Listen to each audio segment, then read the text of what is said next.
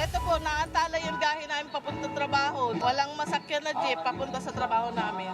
Kung magkano lang naiabot ng driver ko, 500, 600, ganun, yun na lang, tinatanggap ko na lang.